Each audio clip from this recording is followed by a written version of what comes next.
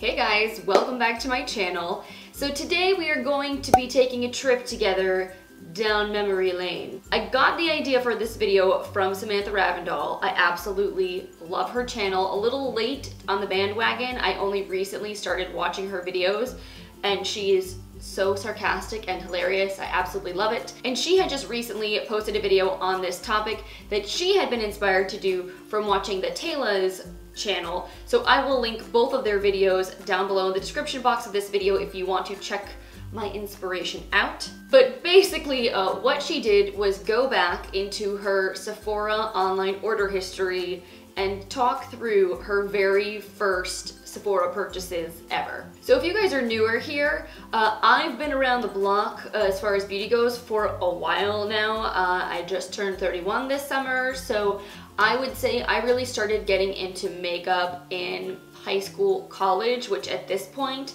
was over a decade ago. So when I looked back at my first online purchase that there is at least history of on the Sephora website, it was from May 24th, 2011. That was more than 7 years ago, which is crazy to think about. And I know that I had made makeup purchases before that, maybe not so much necessarily at Sephora, because when I was younger I shopped at the drugstore primarily. I didn't really have any money to be spending on makeup. But I just thought this whole idea for a video was a lot of fun because not only is it kind of entertaining to look back that far in the past and see like what beauty products were people buying, loving, what was I using at that time, but I also feel like each purchase says a little bit about where I was at in my life, and just the story aspect of it I thought would be kind of fun. So hopefully you guys will enjoy walking back through my Sephora order history and chatting a little bit about the products that I bought way back when. But before we get into things, I do want to say hello to those of you who are new here to my channel. If this is your first time here, welcome. My name is Lauren. Thank you so much for hanging out and chatting beauty with me today. I upload new videos on Tuesdays, Thursdays, and Saturdays, so I hope you will subscribe, come back for more in the future, and without me rambling on, let's get into my orders. Okay, so this first order here is, like I said, from May 24th, 2011. I ordered Viktor & Rolf Flower Bomb Perfume, the 1 ounce version, which was $75. I got the Sephora Favorites set for summer, which was $39, and then it looks like a whole bunch of samples. So this purchase, I remember distinctly. I remember exactly what I was thinking when I bought it and what was going on in my life at that time. So 2011, I was at that time living at home with my parents. I had graduated college in 2009 in May, so I had been living home with them for about 2 years. I was working full-time, trying to save up some money so I could eventually move out. And in January of that year, of 2011, I had been dumped, so I was single, and it was like dumped after a string of really disappointing relationships, all of which had been kind of long-term. I was in this place of being just so over dating and guys, and I think it was really like the first time in my life that I had that sort of wake-up call of like, I'm an adult now, and I want to like get out and start living my life. I think right around this time was when I decided like I wanted to move out, I wanted to buy a condo, I wanted to start looking, like I was done kind of being in this weird in-between phase, and I saved up my Discover cashback rewards on my credit card. I redeemed like $90 of credit for $100 Sephora gift card, and I decided I was going to buy myself a real legitimate like fancy perfume, because up to that point in my life I had never really spent that much money on myself. I had never bought myself something nice. Like I said, I always pretty much shopped at the drugstore for makeup. I never had designer clothes or designer handbags. I never really treated myself, and I just felt like I was in this place where I was so over doing everything for everyone else. I wanted to finally like treat myself. I had been working full time and saving my money, and I actually could afford to do something like that. And so that was what I bought. I bought myself a perfume that made me feel just older and more confident, and it smelled really beautiful, and I felt like it was such a treat for myself, and I loved Flower Bomb, I mean, I used every last spray of that up way back in the day. And then the Sephora Favorites kit that I bought, I still have the bag that it came in. Actually, it's what I use to like store my travel toiletries when I'm basically going to be going anywhere. All of my like little mini face washes and deodorants and all that kind of stuff lives in there. But I was really into makeup and I wanted to try so many products, and I thought those sampler kits were the perfect way for me to get to try a bunch of different products that were popular without having to buy them all full size. Because as much as I was in a place of wanting to start spending a little bit of money on myself, I still didn't have like, you know, an unlimited budget. So this particular set had a bunch of little sample products, and it's so funny because one of them is the Guerlain L'Or base, you know, the primer with the gold flakes in it that I like Tati loves and a lot of beauty bloggers in the last couple of years have gotten really into. I remember having a sample of that primer way back in 2011 when nobody was talking about it, and it was nice and I used it, but like it was really expensive and I never bought the full size. And I thought it was so funny looking back at that. Like, this product has been around for a while, obviously, but only just recently have people gotten into it and they're treating like it's a brand new thing. But no, it's been around, guys, since at least 2011. So speaking of sampler kits, my next purchase was in fall of that year. It looks like October 10th, 2011. I ordered a few different sampler kits. I got the Smashbox Try It kit for $19. I got the Tarte Shining Stars limited edition bestsellers collection for 25 bucks, and the Benefit the Big 10 little sampler kit for $32. So something that I noticed as I'm looking at this now, which is really funny, is that I feel like sampler kits way back when were way more affordable than they are now. I'm pretty sure some of these kits would be in the $30 to $40 price range if you were to see them in Sephora today. So it's just funny, like looking at the Tarte kit, that had a full-sized gel eyeliner that normally retailed for like $24. They still have those Amazonian clay liners in little pots. I got that kit because I always wanted to try that eyeliner. At the time, I had heard such great things about it, so I was really excited because the kit also came with a mini of their Lights Camera Lashes mascara, their blush sticks, which who here remembers the Tarte blush and like lip and cheek sticks, like the jelly sticks that were so popular. Everybody raved about them. Do they even make those anymore? Like, I certainly haven't seen anybody use them in the last couple of years. But they had those and the lip surgences, which they were a twist up kind of crayon lip product, kind of had like a glossy finish. I really wanted to try those too because, again, I wasn't a blogger yet. I hadn't started my website. I hadn't started my channel for sure. So I was reading a lot of blogs. I actually didn't really watch a lot of YouTube back in 2011. I just read a lot of beauty blogs. I was on a lot of websites, and so I definitely was really into makeup and I wore it, but I wasn't like on any kind of social media or anything like that. So I just remember those Tarte products, being really excited to try them, seeing that set for $25, thinking it was such a good value. The Smashbox one came with, it looks like a little mini of their eyeliner, their eye primer, it looks like, what else is there? It looks like a face primer and their mascara. Ironically, like, I don't think I use any of those products anymore. I do like some things from Smashbox. They're not like my favorite go-to brand, but they do have some solid stuff. I really just am not a big fan of their original photo finish primer. I feel like it's too slippery on my skin and it makes me really oily. So, but yeah, that was probably one of the first times I ever tried that Smashbox primer and discovered I didn't really like it. It was back in 2011, but I also hadn't tried that many other primers. I didn't really know comparatively how good it was. I don't think I learned how much I disliked it until later on when I tried other things. And then that Benefit set had like 10 little mini samples of a bunch of their best-selling products. Their like Benetint, their Bella Bamba Blush, Dandelion. I think it had like a little of their eye primer and like maybe one of their concealers. I think it had like a little mini erase paste when that was still a thing.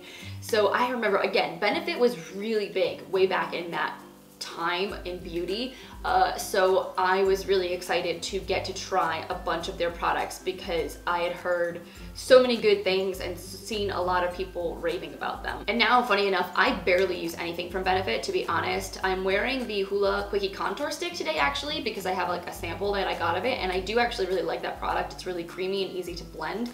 But like, I don't have any Benefit Brow products. I don't think I have Hoola anymore or any of their boxed powders. Like, it's been a long time since I've purchased anything from Benefit, and I feel like way back in the day, Benefit and Tarte were probably the two brands that I bought the most stuff from. So my next order was really only like a month later. It was November 2nd, 2011. I think because it was getting close to the holidays, there were some really good deals and stuff going on, so that's probably why I placed another order. So it looks like in this order, I got another Tarte set. Of course, they had another one of their Amazonian clay eyeliner pots, but this time it was in a purple shade, and it had a full-size version of their mascara as well as an eyeliner. So I'm pretty sure I hopped on that because, again, the price was really good, and I basically was one of those people that whenever I could get full-size products at a discount or get a really good deal, I was all about it. I've always been such a savvy shopper, like a sale shopper. I hate spending more money than I have to. I love a bargain, so that's kind of funny. Definitely unsurprised that I purchased that. Then I got a NARS eyeshadow duo, and it was a purple and like a gold duo. Really random colors, but kind of cool. And honestly, I think I bought this because it was in the sale section. It was only like $10. And I was like, oh my God, NARS is such a fancy brand. Again, NARS was really big back in 2011. A lot of people talked about it as being like a makeup artist quality brand, and it was kind of very high fashion, so I thought it was really cool, but it was also super expensive, so I don't even think I cared that the colors were weird. I just wanted to try the NARS eyeshadow formula. And funny enough, I honestly don't think I really liked that duo very much. I don't think it performed that amazingly, and I really still feel the same way about NARS and their eyeshadows. I don't think they're that spectacular. I have been way more impressed by other brands. I do think NARS does some things really well, but I think they are one of those brands that were super hyped up for a long time, and then as the years have gone by, other brands have really surpassed them. Like, I think Hourglass has kind of nudged NARS out of that spot of being that high-end, luxury, very beautiful kind of makeup artist, slightly editorial but also wearable kind of quality brand. Like MakeUpForEver's come in, they're really big, and they have way more like cool, colorful cosmetics than Hourglass does. I don't know, I feel like it's so interesting over time to see the evolution of different brands and where they've been in the spotlight in the industry. So yeah, that I do remember that eyeshadow duo. I definitely don't have it anymore. I mean, that thing is like long gone. Really, all of this makeup is long gone, and I mean, it should be. It's like, you know, 7 years old at this point. And the last thing it looks like I got in this order was a nail polish duo from OPI by Sephora, or Sephora by OPI. Do you guys remember when they used to have the OPI nail polishes at Sephora? Like, that was way back in the day, and really since then Sephora launched their own nail polish brand called Sephora X and then retired that. Like, I don't even know what they're doing now in terms of nails. It's just so funny how in the span of my like beauty lifetime that has changed so dramatically, like multiple times. So then it looks like I made another purchase, again about a month later. Apparently I was on a treat yourself kick in 2011. This one was on December 7th. And in this order, I bought myself a set of Sephora collection makeup brushes. It was their Prestige brush collection. I remember this brush set. It came in this really pretty zippered like carrying case. It was kind of like a hard shell case, and it had more than 10 brushes in it, I'm pretty sure. It retailed for like $120. It was an expensive brush set. But at that point, I did not own any really nice quality makeup brushes, and being someone that was getting more into makeup, I really wanted to have some nice tools so I could apply my makeup well. And that brush set, it was like special for the holidays. There was the little gemstones on the ends of the handles, and they had black handles, and they were really, really pretty.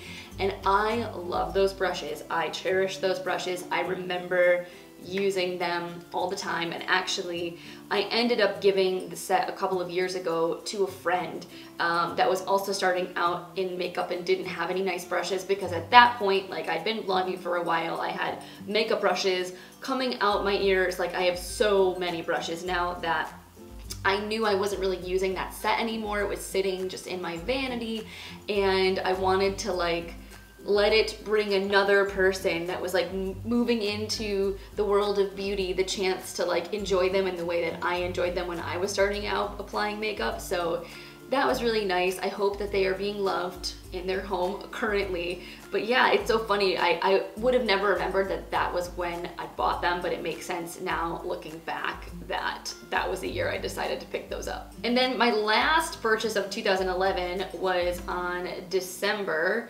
29th. So right at the very end of the year, right after Christmas. Again, there were probably tons of sales and stuff going on because Sephora always has amazing sales post the holidays, a lot of sets marked down. So at this point, I got a Sephora Favorites Sephora Best Sellers Kit. I remember being so excited to get this, and getting it at a discount was amazing because they're like, they still make them, they're like $80 kits, but they have a ton of like really high-end popular products in like deluxe size samples, as well as some full-size products. And that was like, aside from that summer kit that I got, one of like the first big kits of samplers where I got to try a lot of products I had heard people blogging about, was really excited about. I also got the Lash Stash, which Sephora still does those every year. It's a set of a bunch of little mini mascaras, and it is honestly one of the best values. They're like 40 bucks, but you get like 12 mini mascaras, and honestly, that is more than enough mascara to last you for an entire year and then some, because you're supposed to throw your mascara out every 3 months anyway. I think the little deluxe samples are just more economical, like they just make more sense because it's like the perfect amount of product to last you for 3 months.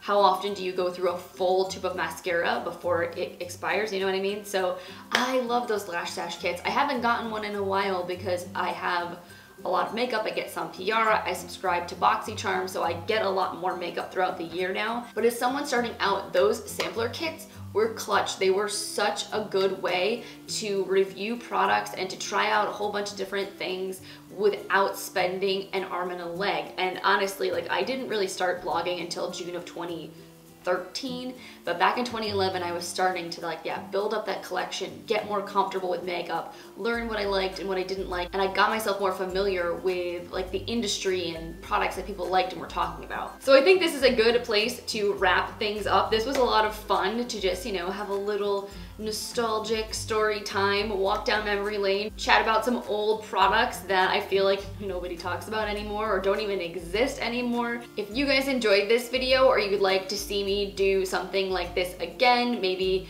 do another year of my beauty past, maybe look at my Ulta shopping history, give this video a thumbs up. Let me know in the comments down below what you would like to see next. And as always, if you're not subscribed to my channel and you want to be kept in the loop whenever I upload new content, make sure you click that button before you go and ring the bell if you want push notifications, so when one of my videos goes live, you'll get a little alert on your phone or on your computer, and so that way you can go check it out as soon as it's live. So thank you guys again so much for hanging out with me today. This was a lot of fun. I hope you have an awesome rest of your day. I have a neighbor with a motorcycle. I swear to God, it's so loud. I cannot film without there being people mowing or motorcycling right out my window. Anyway, as I was saying, I hope you guys have an amazing rest of your day, and I will see you in my next video. Bye.